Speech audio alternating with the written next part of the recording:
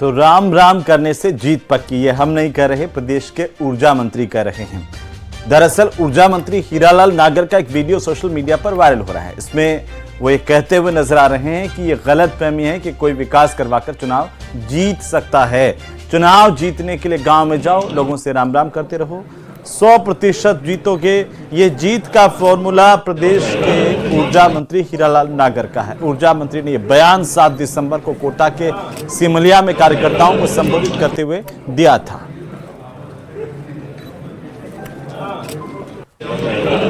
तो आखिरकार प्रदेश के ऊर्जा मंत्री हीरालाल नागर का एक अजीबोगरीब बयान सामने आया है। उनका ये मानना है कि किसी को भी जीतने के लिए, विधायक बनने के लिए, मंत्री बनने के लिए विकास के काम करवाने की बिल्कुल भी जरूरत नहीं है। सिर्फ लोगों से संपर्क करते रहो, राम राम करते रहो, 100% आप जीत जाओगे, 100% आपकी जीत पक्की है, ये कहना है हीरालाल नागर का। दरअसल हीरालाल नागर एक कार्यक्रम को संबोधित कर रहे थे और इसी दौरान ये गुरु वाक्य वहां पर देते हुए नजर आए। कोई विकास करवा दो, चुनाव जीतो जो तो या भूल मत करियो। विकास से कोई चुनाव नहीं जीता है,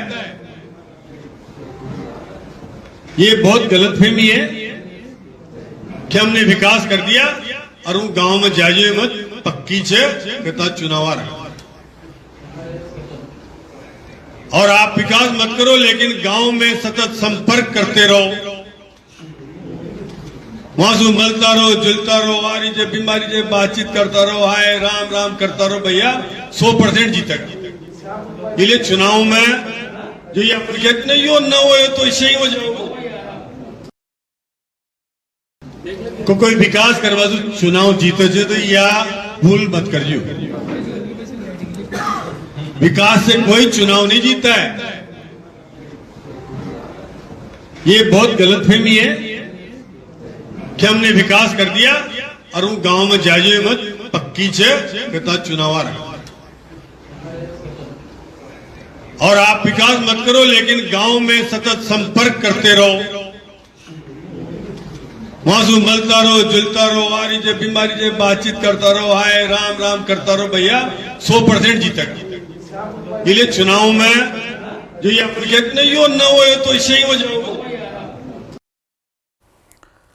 और इसी बीच दौसा से सबसे बड़ी खबर पर सबसे बड़ी अपडेट हम आपको बता दें। 28 घंटे से ज्यादा का वक्त हो गया है, जिंदगी की जंग लड़ रहा है आर्यन, और आर्यन को निकालने की तमाम कोशिशें लगातार जारी हैं, लेकिन सफलता अभी नहीं मिली है। कालीखाड़ गांव में बोरवेल में मासूम फंसा हुआ है, 28 घंटे से ज्यादा का वक्त हो गया, लेकिन अभी निकाल नहीं पाए हैं। रेस्क्यू ऑपरेशन में एनडीआरएफ की टीम जुटी हुई है। घटनास्थल पर एक पाइलिंग मशीन अब से कुछ देर पहले पहुंची थी। खुदाई और सुरंग बनाने के काम में ये पाइलिंग मशीन आती है।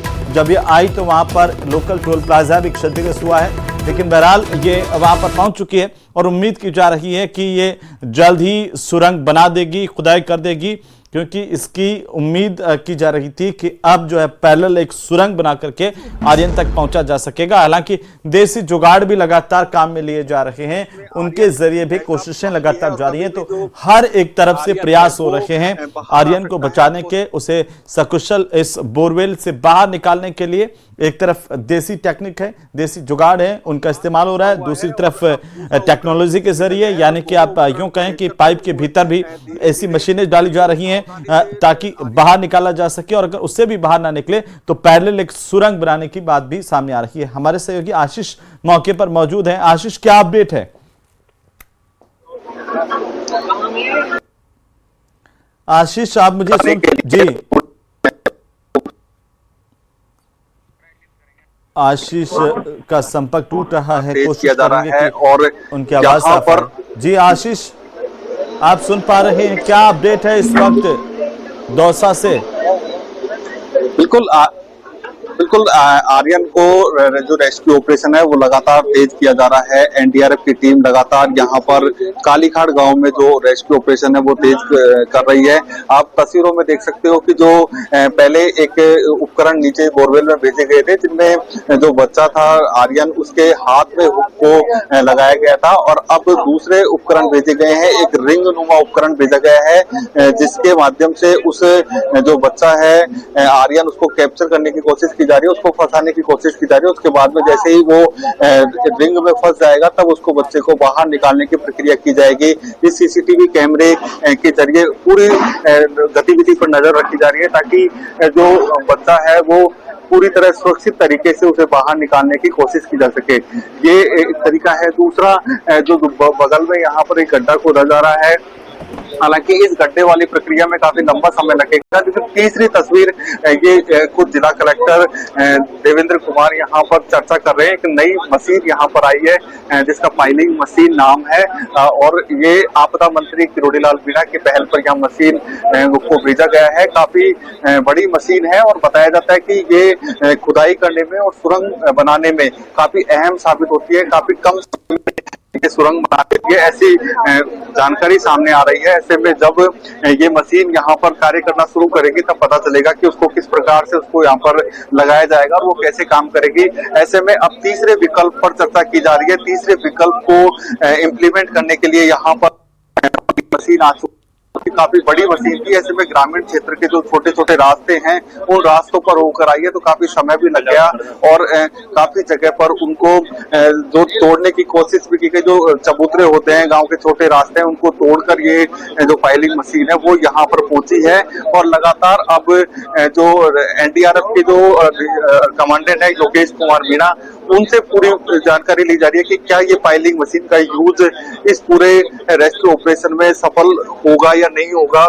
इस फाइलिंग मशीन का उपयोग करना चाहिए या नहीं करना चाहिए, क्योंकि सभी तरीके के किसी भी तरह की कोई रिस्क नहीं हो, ये कोशिश की जा रही है। ऐसे में जो तीसरा विकल्प पर चर्चा हो रही है उसमें सभी अधिकारी यहाँ मौके पर मौजूद है। आप तस्वीरों में देख सकते हो खुद जिला कलेक्टर एनडीआरएफ के कमांडेंट। बिल्कुल आशीष, और लगातार हम तस्वीरें देख पा रहे हैं, एक्सक्लूसिव तस्वीरें न्यूज़ 18 राजस्थान पर बचाने की कोशिशें लगातार हो रही है, चाहे वो प्रशासन की तरफ से हो या फिर एनडीआरएफ की तरफ से। तमाम अधिकारी कर्मचारी एक साथ जुटे हुए हैं, कई घंटे बीत चुके हैं। यूँ कहें कि 28 घंटे से ज़्यादा का वक्त हो गया है आर्यन को इस बोरवेल में गिरे हुए, लेकिन अभी तक कामयाबी, अभी तक सफलता टीमों को नहीं मिल पाई है। कोशिश यही है कि आर्यन को कैसे जैसे बचाया जा सके, बाहर निकाला जा सके। हमारे सहयोगी आशीष लगातार मौके पर मौजूद हैं और आपको पल पल की अपडेट दे रहे हैं, क्योंकि कल से ये कोशिशें, ये लगातार यहाँ पर कार्यवाही भी जारी है कि किस तरीके से अलग अलग टेक्नोलॉजी भी यहाँ पर लगाई जा रही है, चाहे वो पैरेलल गड्ढा खोदने के लिए पहले जेसीबी लगाना हो, इसके बाद पाइलिंग मशीन को बुलाया गया है। पाइलिंग मशीन यहाँ पर एक गड्ढा करेगी, उसके बाद सुरंग निर्माण में उसे महारत हासिल है मशीन को, उसके ज़रिए कोशिश की जाएगी कि आर्यन तक पहुँचा जाए। लेकिन वक्त जैसे जैसे बीतता जा रहा है, कई तरह की शंकाएँ भी पैदा होती जा रही हैं, कई तरह की चर्चाएँ भी बढ़ती जा रही है आर्यन की सुरक्षा को लेकर के, आर्यन के जीवन को लेकर के। अब आर्यन जो है ज़िंदगी की जंग यहाँ पर क्या जीत पाता है, ये सबसे अहम बात होगी, क्योंकि पूरा गांव, पूरे इलाके के लोग और पूरे प्रदेश के लोग ये प्रार्थनाएं कर रहे हैं ईश्वर से कि आर्यन सकुशल बाहर आ जाएं। ना केवल उसके आर्यन के परिवार के लोग बल्कि पूरे प्रदेश के जो लोग हैं वो इस वक्त इस छोटे से बच्चे की सकुशल वापस उसे लाने को लेकर के प्रार्थनाएं कर रहा है। एक्सक्लूसिव तस्वीरें हमारे सहयोगी आशीष हमारे साथ रहे। आशीष, बहुत शुक्रिया, लगातार अपडेट हम आपसे लेते रहेंगे। बहरहाल चित्तौड़गढ़ जिले के बेगू क्षेत्र में सोमवार शाम को हुई फायरिंग की घटना से पुलिस महकमे में मची खलबली थमने का नाम नहीं ले रही है। आखिर क्या थी इसकी वजह, इस रिपोर्ट में देखिए। महिला कांस्टेबल पर जानलेवा प्रहार, फायरिंग के बाद खुद पर भी किया वार। क्यों कांस्टेबल पर जान लेने की जिद हुई सवार, प्रेम प्रसंग में तो नहीं करती धाए धाए।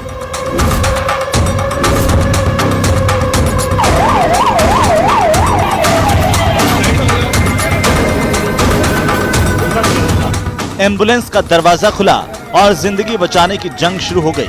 चिकित्सा कर्मियों की मुस्तैदी स्थिति की गंभीरता बता रही है। यहाँ क्षण भर की देर जान पर भारी पड़ सकती है। तस्वीरें उदयपुर हॉस्पिटल की हैं। पुलिस कर्मियों की मौजूदगी जरूर स्थिति को भयावह बता रही है, लेकिन तस्वीरें सड़क हादसे में घायल हुए लोगों की नहीं, बल्कि अपराधियों में भय और आम जनता में विश्वास बहाल करने का ध्येय वाक्य रखने वाली राजस्थान पुलिस के 2 कर्मचारियों की है, जो अपराधियों से मुठभेड़ में नहीं बल्कि एक दूसरे के हाथों घायल होकर अस्पताल लाए गए हैं। जानकारी के मुताबिक बेगू थाने से महज 100 मीटर दूर किराए के मकान में सोमवार शाम चली गोली। मौके पर मौजूद लोगों ने जब घर के अंदर जाकर देखा तो सन्न रह गए। कमरे में एक महिला और एक पुरुष कर्मी खून से लथपथ पड़े थे। दोनों कांस्टेबल प्रोबेशन पर हैं और एक ही मकान में अलग अलग कमरों में किराए पर रहते हैं। महिला कांस्टेबल पूनम सोमवार को ड्यूटी करने के बाद थाने के पास ही अपने किराए के कमरे पर पहुंची थी। यहाँ पहले से ही सियाराम मौजूद था। उसने अपनी सरकारी पिस्टल से पूनम को सीने में गोली मार दी और फिर खुद को भी शूट कर लिया। दोनों को बेगू उप जिला अस्पताल पहुंचाया गया, लेकिन हालत बिगड़ते देख दोनों को उदयपुर रेफर किया गया। देखिए, बेगू थाना क्षेत्र की घटना है और जो जानकारी मिली है उसमें हमारा रिक्रूट कांस्टेबल है सियाराम, उसने एक रिक्रूट महिला कांस्टेबल है पूनम, उसको गोली मारी है, जानकारी मिली है। और फिर उसने कांस्टेबल ने खुद को भी गोली मारी है और दोनों ही काफ़ी सीरियस कंडीशन में बेगू से रेफर होके आए हैं। यहाँ इलाज चल रहा है। 2 महीने पहले ही सियाराम को डीएसपी के गनमैन के रूप में लगाया गया था। पुलिस के आला अधिकारी कुछ भी कहने की स्थिति में नहीं है। हालांकि सूत्रों से मिली जानकारी के आधार पर दोनों के बीच प्रेम संबंध माना जा रहा है। फिलहाल पुलिस जांच में जुटी है। हालांकि प्रोबेशन पीरियड में पुलिसकर्मी को गन देने का नियम नहीं है। इसके बावजूद सियाराम को गन कैसे मिली, ये भी बड़ा सवाल है। इस पूरे घटनाक्रम में पुलिस के आला अधिकारी कुछ भी कहने की स्थिति में नहीं है। हालांकि सूत्रों की माने तो यह मामला जो है, जो घटनाक्रम है, ये प्रेम प्रसंग से जुड़ा बताया जा रहा है। ये उष्णुदा, न्यूज़ 18 राजस्थान, चित्तौड़गढ़।